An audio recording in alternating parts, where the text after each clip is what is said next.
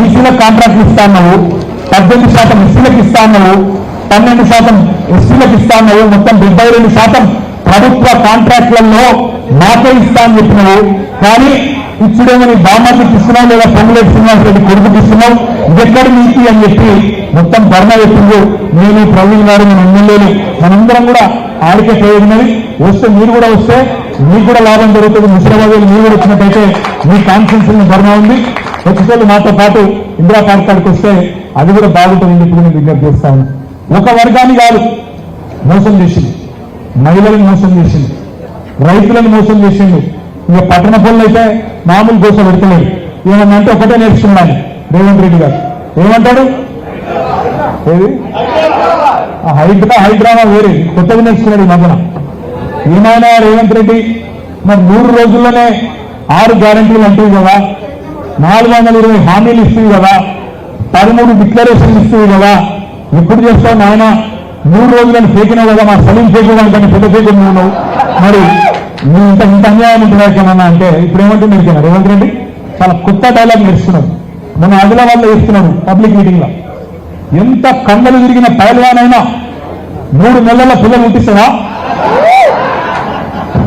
నాకు 3 నెలల పిల్లలు పుట్టిరని నాకు కూడా ఎరికే, అందరికీ ఎరికే.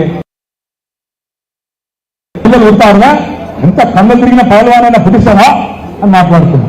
నేను అడుగుతున్నా రేవంత్ రెడ్డి గారు, 3 నెలల పిల్లలు పుట్టారు కరెక్టే, ఒప్పుకుంటా. కానీ 30 నెలలైనా పుట్టకపోతే ఏమనాలి నిన్ను?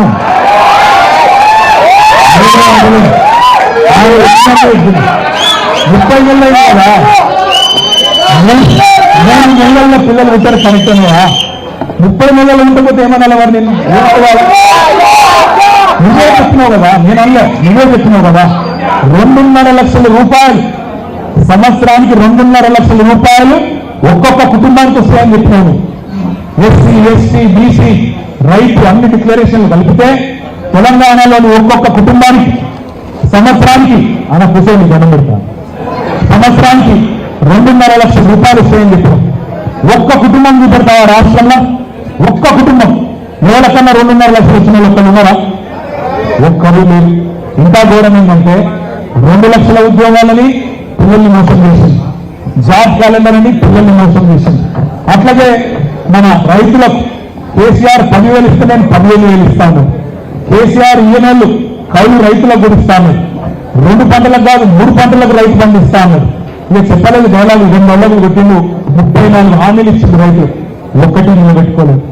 ఎస్సీ, ఎస్టీ సోదరులకు మీరు ఇల్లు కట్టుకుంటే 6 లక్షలు ఇస్తా, 6 లక్షలు అందరికి 5 లక్షలు, మీకు 6 లక్షలు.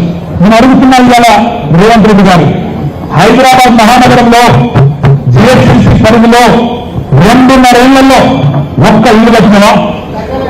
ఒక్క ఇల్లు కట్టి